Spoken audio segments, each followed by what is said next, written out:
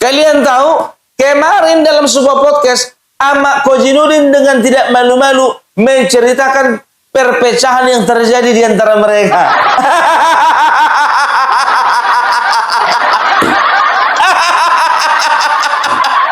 Udah gak malu-malu lagi.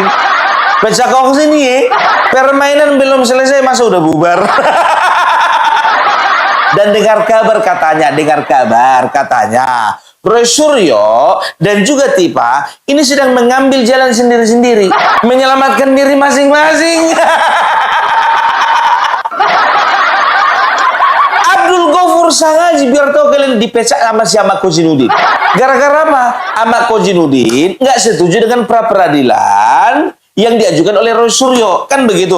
Nah, Abdul Ghafur Sangaji dan juga Refli Harun menemani atau setuju ya dan juga mendorong Roy Suryo untuk pra peradilan. Ahmad Kozinudin gak setuju. Karena apa? Ahmad Kozinudin berpendapat makin pra peradilan, makin lama proses persidangan, maka Bapak Joko Widodo akan dengan leluasa semakin banyak keluyuran. Jadi Ahmad Kozinudin inilah orang yang paling nafsu untuk memenjarakan Bapak Joko Widodo. Bayangkan kalian, Ahmad Kozinudin dipecatnya lah si Abdul Ghafur. Tim kuasa hukumnya kan si Ahmad Kozinudin, kan begitu. Abdul Ghafur dipecat. Tapi di pra peradilan bukan Ahmad Kozinudin menemani, tapi Abdul Ghafur. Jadi apa fungsinya dia jadi kuasa hukum? Barisan penasehat hukum tersangka kasus tuduhan ijazah palsu Roy Suryo tidak lagi kompak. Melalui postingan di media sosial, salah satu penasehat hukum Roy Suryo yakni Ahmad Kozinudin mengaku kecewa dengan langkah pra peradilan yang ditempuh oleh Roy Suryo. Ahmad Kozinudin bahkan memecat Abdul Ghafur Sangaji dari tim hukum Roy Suryo.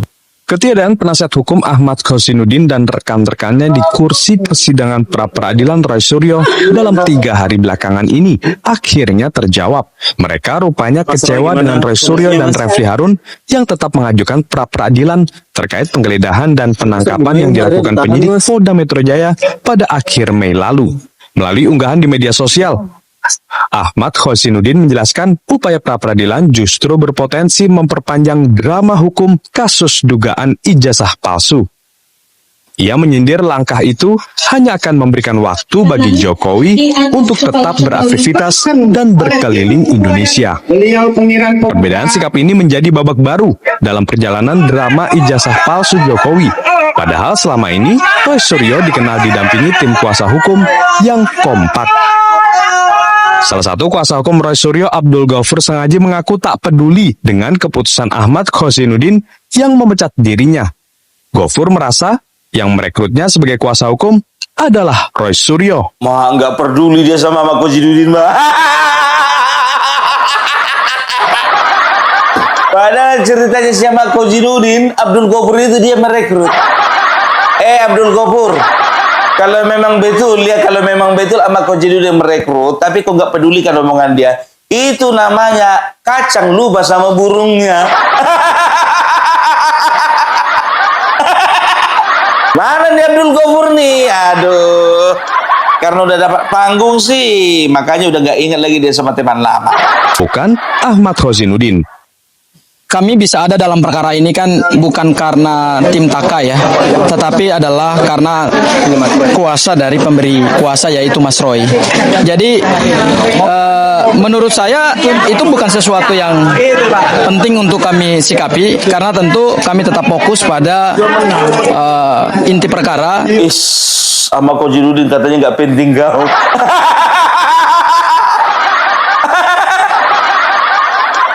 Kami di sini atas nama Roy Suryo bukan tim Taka katanya. Jadi tim Taka itu yang dipimpin sama Ahmad Kozinudin sekarang fungsinya apa? Sedangkan Roy Suryo mempercayakan sama Abdul Ghafur.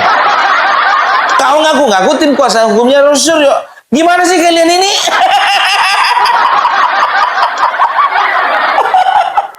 Ada dua, yang pertama adalah permohonan pra-peradilan dan yang kedua adalah pokok perkara nanti diperiksa di Pengadilan Negeri Jakarta Timur.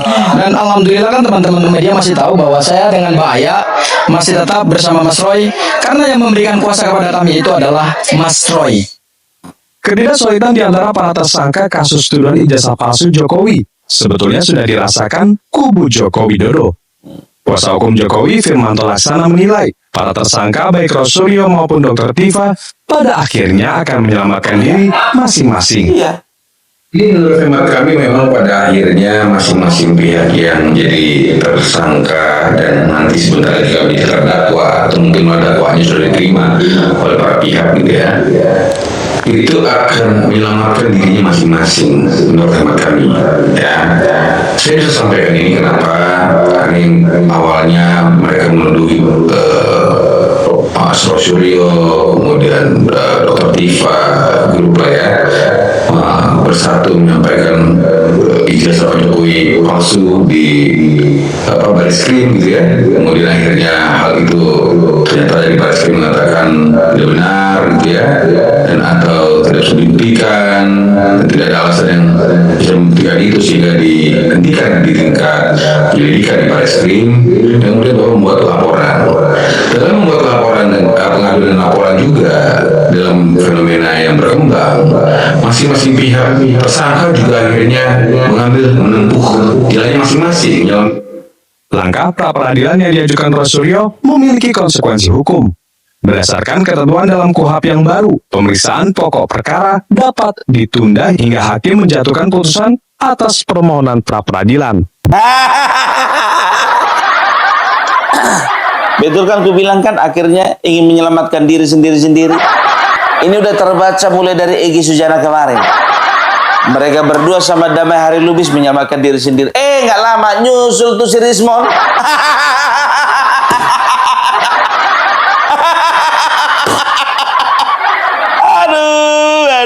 Aduh. Ya, tapi itulah kalian itu ya. Jadi memang betul ya, apa yang dikatakan selama ini, jangan pernah lawan orang baik ya, karena apa? Ujung-ujungnya kalian menyesal. Nah, aku bilang sama kalian selalu kan, orang bermasalah akan berkumpul dengan orang bermasalah lainnya ya di dalam sebuah kelompok yang bermasalah, dan kelompok bermasalah ini akan menciptakan masalah-masalah baru. Mulai dari keluarnya Egy Sujana, artinya apa? Kelompok ini sudah menunjukkan bahwasanya kelompok ini bermasalah. Atas nama rakyat, cerot. Atas nama rakyat tuh kok berguguran satu-satu. Kalian mau mendengarkan bagaimana curhatannya sama Kozinudin?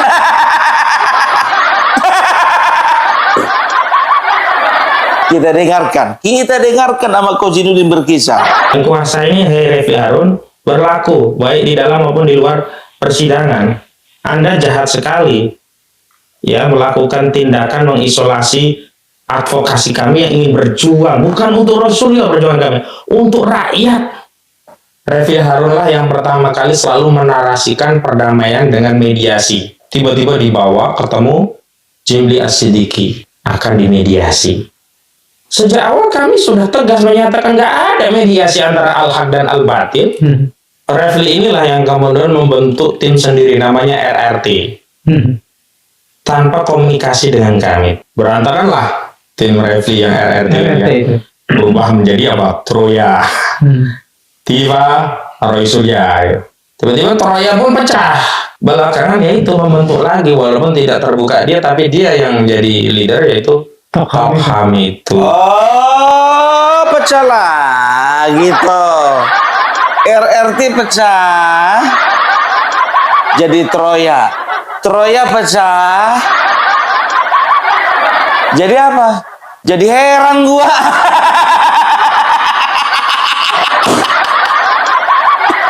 Betul yang dibilang Firmanto tadi, kuasa hukum Bapak Joko Widodo. Akhirnya mereka menyelamatkan diri sendiri-sendiri. Bang Refli sendiri sejatinya adalah sebuah kuda Troya. Apakah dia memposisikan sebagai kuda Troya, apa punya motif tertentu di luar motif untuk mengungkap kasus ijazah ini? Yang jelas selalu Refli membangun narasi agar tidak sampai ke pengadilan. Ini yang perlu kalian curigai ini. Hah? Ini yang perlu kalian curigai ini. Hah? Perjuangan kalian dirusak oleh kuda Troya itu sendiri. Refli siapa yang bayar? Bayangkan semenjak masuknya si Refli Harun bukan makin beres, makin kacau. Kacau mania. Ahmad Kozinudin kepengennya itu sidang cepat-cepat, ya, cepat-cepat persidangan, ya. Nah, Refli Harun kepengennya jangan sampai ke persidangan. Gimana sih? Dia sebetulnya dalam urusan ini. Roy Suryo juga harus mengklarifikasi ini dan dia sedang meminta waktu. Kita tunggu klarifikasi dia seperti apa. Jadi udah lihat ya. Jadi nggak usah ku perpanjang videonya ini. Pada intinya mereka pecah. Pada intinya mereka bubar. Pada intinya masing-masing cari jalan sendiri. Ku cari dan selalu ku cari jalan terbaik.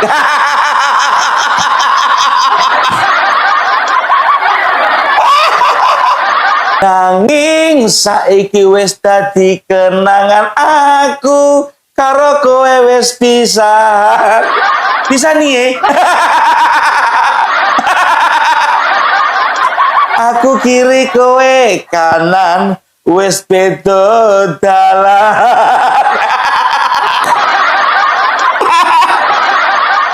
Udah beda jalan nih ya. Sekarang begini, aku mikirnya begini. Kalau Roy Suryo udah nggak mau lagi dikuasakan, ya, sama yang namanya si siapa Kozinudin. Jadi Kozinudin kerja untuk siapa?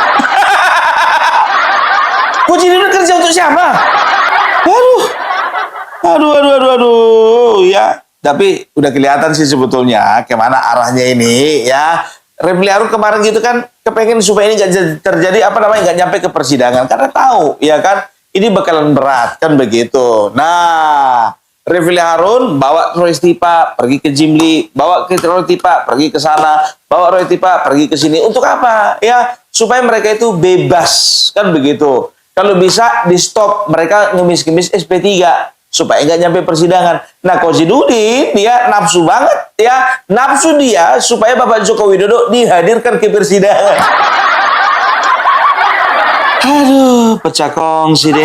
Nih ya. Aku tunjukkan sama kalian ya bagaimana mereka ini Roy Suryo sama Siti Pak itu pura-pura kompak. Ya kan, pura-pura kompak. Siapa yang bilang kita pecah kongsi? Enggak, kayak tos. Ya, dan aku akan tampilkan sama kalian video bagaimana Siti Pak ya menyangkal bahwasanya dia punya utang. Katanya apa? Nggak usah percaya itu hoax, itu isu receh. Isu receh. Tapi kok semua TV menampilkan berita tentang penyitaan apartemenmu itu. Isu receh.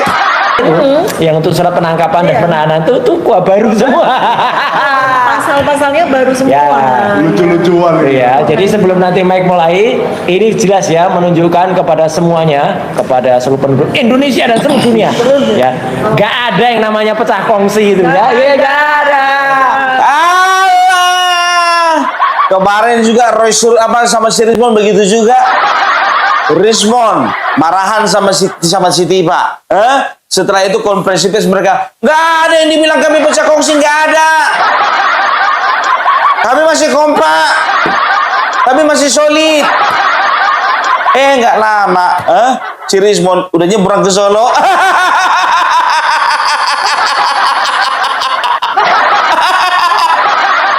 Roy Suryo, nggak usah terlalu percaya sama Siti Pak. Masa nggak kompak? Kau mau pra-peradilan, dia nggak mau. Dari sini aja pun udah kelihatan kalian itu sekarang udah pisah jalan.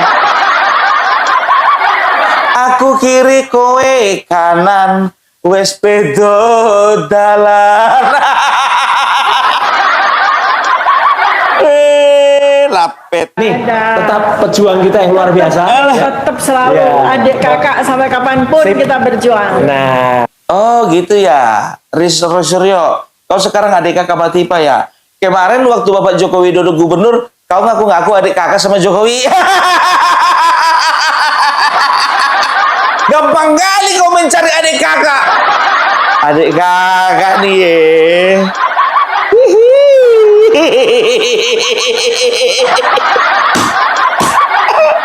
Ini adalah kebahagiaan semu. Ini adalah kekompakan semu. Mereka sedang menyembunyikan sesuatu. Sebentar dulu. Kalian berdua aja rupanya kompak ya. Yang tiga lain lagi kemana? Nggak ikut main adik kakan sama kalian. Jadi pun lawyernya beda nggak Pak? Oh nggak apa-apa, toh juga sama. Ada yang sama, Muhammadiyah sama, ya support kita juga, gitu. Kan Jadi memang sama. jadi tim kuasa hukumnya itu harus fokus karena kita sidangnya beda. Betul. Dokter Tifa duluan nanti. Nanti kan bingung ya Bu, kalau seandainya tim lawyernya sama, hari Kamis Pak Roy masih pra-peradilan. Makanya Nanti Ya. sidangnya Bu Tifa ditinggal dong. Ya kan itulah by nature ya. Yang jelas bingung selain Dok, selain apa lawyernya, YouTube-nya. Yuk lanjut Mike. Apa? Jadi Sentana juga mau open donasi supaya beli HP baru ya. Ya, acara kita hari ini apa? Oke. Tadi Dokter Tifa apa? Kita support bersama. Ayo. Oke, jadi saya baru ini lagi ketemu Dokter Tifa sejak dari rumah sakit ya Bu. Ya, Semoga doa saya waktu itu juga mujarab. Amin, amin. Sangat mujarab. Amin, Saya amin. doa 2 kali, satu di kamar Pak Roy, satu di kamar Bu Tifa. Saya Dua sudah kali. seperti Sebentar dulu. Kalau di kamarnya si Roy, oke lah. Di kamar si Tifa kau doa. Terus si Tifanya di dalam. Aku nanya Michael Sinaga, sebentar dulu. Agak ku bersihkan dulu isi kepalaku ini ya. Enggak, sama kau enggak ada masalah. Isi kepalaku ini yang masalah sekarang. Kalau doa kau di kamarnya si Roy, oke. Mau ada si Roy Suryo, enggak ada Roy Suryo, enggak apa-apa.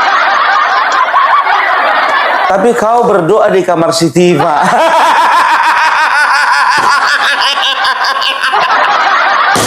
Sebentar dulu. Mudah-mudahan ya, kau berdoa di kamar si Tifa, waktu itu si Tifa nggak ada. Atau mudah-mudahan kau berdoa di kamar si Tifa, ya ada si Tifanya, ada keluarganya, ada yang menjaga, itu nggak apa-apa. Kayaknya itu dia opung Parbela yang betul. Nggak mungkin mereka berdua lagi berdoa di kamar itu, enggak lah. Pasti ada yang menemani itu. Wah, bukannya bilang apa? Ya, apa namanya Michael ya? Apa? Kau harus jaga perasaannya Rifli Harun dong. Marah nanti Rifli Harun tahu kau berdoa kau di kamar si Tifa. Udah izin belum sama Rifli Harun? Maksudnya itu jangan aneh-aneh. Rifli Harun itu kan kuasa hukum. Apapun yang dilakukan seseorang, orang lain terhadap kliennya, Rifli harus bertanggung jawab. Itu maksudku. Aduh, lanjut Michael. Lanjut setelah berdoa kau di kamar si Tifa. Kemudian apa yang kau lakukan?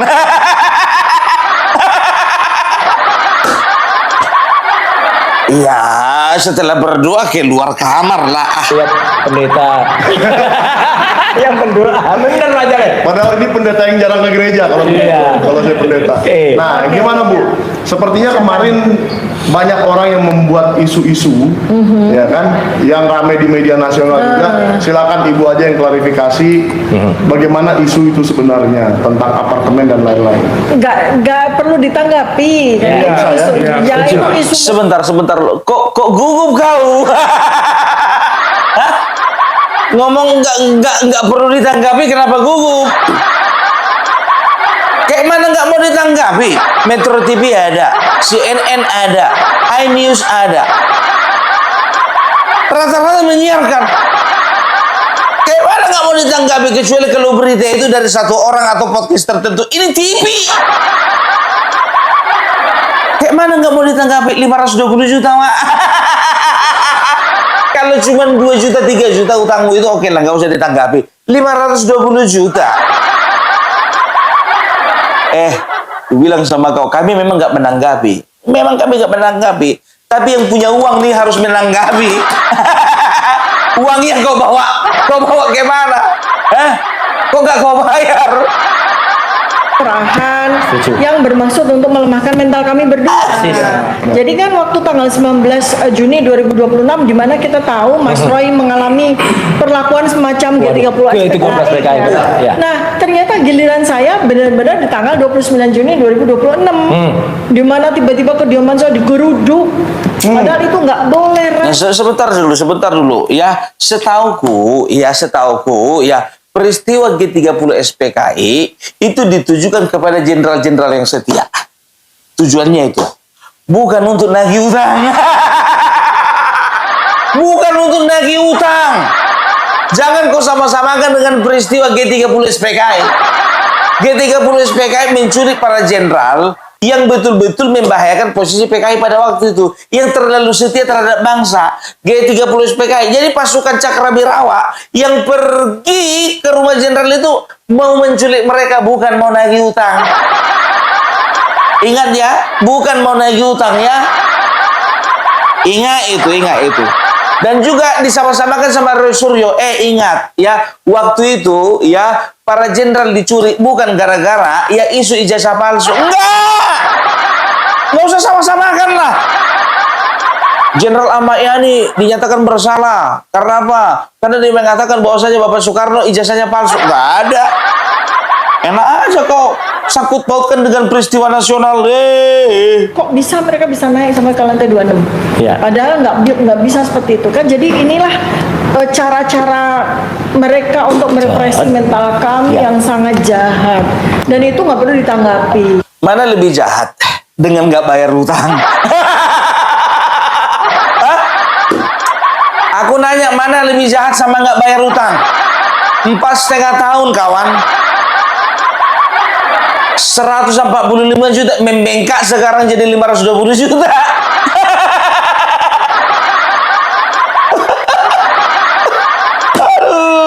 Aduh, ini menurut berita. Menurut berita, aku nggak tahu kenapa kalau berita mainstream ya, TV-TV mainstream kalau sudah memberitakan itu pasti tingkat akurasinya itu nggak perlu dipertanyakan lagi tuh. Nggak mungkin mereka sembarangan itu, Karena itu hoax, disinformasi, nggak benar, murahan, recehan, jadi nggak usah ditanggapi. Satu lagi yang nggak perlu tanggapi, itu aja sudah sangat recehan.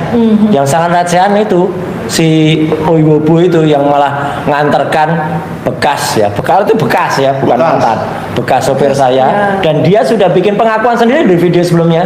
Kalau dia senengannya hobinya buka kulkas kemudian nyuri telur. Masih ada video itu ya, gitu. Kalau yang bagusan dikit, makanya daging kalau dia ngeralat, ya udah kita kan hanya ngulangi aja, dan itu meskipun mungkin itu sudah dihilangkan, saya masih punya rekamannya. Lapor, bikin LP. Makanya kita ketahuin aja lah, itu nanti urusannya. Kita ketahuin aja ya. Jadi yang jelas. Kalau masalah Oiwobo, laporannya kau bilang recehan, aku sih agak setuju sih. Ya enggak sih, enggak begitu juga konsepnya, enggak. Maksudku dibandingkan isu yang lebih besar, yang ini ya oke lah. Oke, kau anggap recehan, oke betul. Perkara telur sama 520 juta nggak mungkin dong, nggak bisa dibandingkan dong. Setuju ya. 520 jutanya si Tiba dengan telurnya si Roy Suryo. Bagaimana kita membandingkan ya 520 utangnya si Tiba dengan telurnya si Roy Suryo? Gak sebanding dong. Maksudnya telur ayamnya punya Roy Suryo Ada orang yang sangat ketakutan akan sidang itu. Sidang kita berdua. Betul. Kalau kami kan siap, bismillah. Kita siap, udah persiapkan segala macam ilmu hukumnya, kita siap dengan lawyer kita. Kemudian kita juga sudah rapat, kita sudah simulasi. Jadi kita siap. Yang nggak siap itu yang bikin kayak gini nih. Bikin teror, bikin intimidasi, segala macam cara mereka lakukan. Yang mereka katakan itu padahal kita bukan aib. Itu kan sesuatu yang biasa aja. Iyalah, itu kan terjadi, itu biasa. Setiap orang punya kayak. Terus upayanya Dokter Tifa apa? Ketika ini terus terang banyak yang banyak yang kemudian bilang ke kita ya, Mike ya, juga Pak Janes, gimana cara kita nyumbang ke Dokter Tifa? Boleh nggak? Boleh nggak gitu? Boleh sekali. Tapi jawabnya boleh, jangan kayak yang sono loh. Kalau jangan, boleh dong. Boleh dong. Gitu. Silakan dong. Ya, jadi saya tadi juga barusan kan podcast dengan teman-teman media, saya katakan bahwa selama ini tuh saya berjuang di lapangan, di grassroots ya, dengan aktivitas sosial saya, kesehatan dan sebagainya itu menggunakan buku saya. Jadi selama ini yang menjadi bohir saya itu buku saya. ya, supaya kita bisa berjuang, napas kita panjang, kan harus ada suatu sumber dana. Ini ilmiah ini. Ya, suatu sumber dana yang kita ini. Banyak kan yang dulu bisa aktivis, oh pada bikin kaos buat dijual gitu. Nggak apa-apa, oke juga itu. Kalau saya dari dulu tuh buku. Makanya sekarang ini adalah waktunya saya sama Mas Roy melangkah dalam sebuah pertarungan ya, pertempuran, perjuangan yang betul-betul real di sidang. Dan rata-rata juga kalau kita lihat 709 dokumen yang bakal kita cecer itu kata demi katanya. Lalu ada 130 saksi, nanti kita akan dudukkan di kursi saksi lalu kita akan cecer. Salah satunya mesin ketik. Itu barang Butuh buktinya. waktu bertahun-tahun untuk menyelesaikan sidang itu. Makanya kita memang kali ini mengajak 220 juta rakyat Indonesia, Anda yang memiliki akal sehat, Anda yang mau menegakkan keadilan kebenaran, ayo donasi buku. Sebentar dulu. Jangan kau belokkan pemahaman masyarakat ya.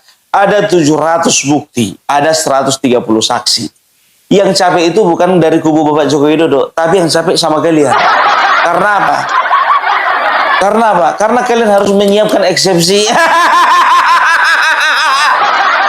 Kalian harus menyiapkan bantahan. Kalau misalnya ada 700 dokumen segini, tingginya 1,5 meter, bisa jadi eksepsi kalian itu tingginya itu bisa sampai 3 meter. Yang capek kalian, bukan tim kuasa Bapak Joko Widodo, enggak. Yang capek kalian. Jangan dibodoh-bodohi masyarakat lah. Yang capek mereka nanti.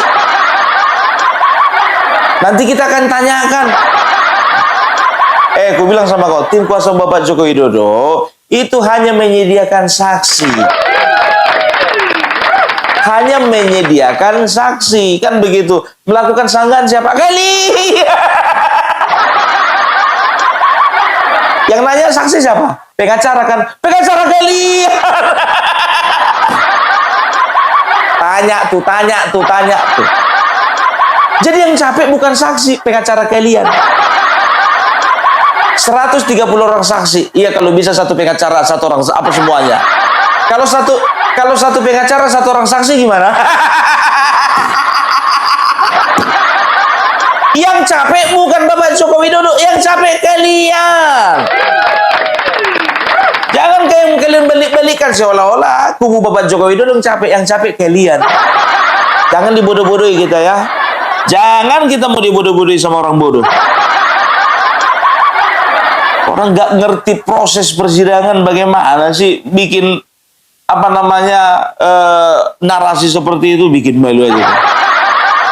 Dengan kami. Ya. Ini Mike. Buku apa nih, Bu? Mike, sebentar, sebelum ke buku. Soal barang bukti tadi ada yang menarik. Dulu ada yang buat berita itu dengan mesin ketik. Kira-kira mesin ketik kalau jadi barang bukti kira-kira apa Pak Janes pendapatnya? Mesin ketik barang bukti harus dipraktekkan gimana? Harus dipraktekkan, bukan cuma dilihat. Dipraktekkan gimana? Trek bikin spasi trek ada. Jangankan memakai mesin ketik, mungkin dia nggak tahu cara masukin kertas ke mesin ketik itu. Sementara kan beda. Untuk mengukur satu ini dulu dua-duanya kan set baru sama.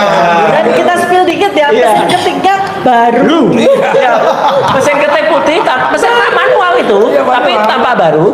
Dan itu mesin ketik yang sama pun, saya ngetik, Dokter Tifa ngetik, Mas Mike ngetik, Pak Jan ngetik, itu bisa beda nggak sih?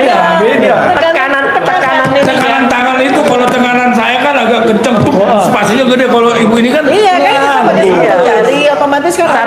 Cara tekan QWERTY-nya itu, ini Q, ini apa QWERTY itu pasti beda kan? Oke, lanjut. Tapi itu manual dan bukan listrik ya? Manual. Kan ada yang listrik. Ada.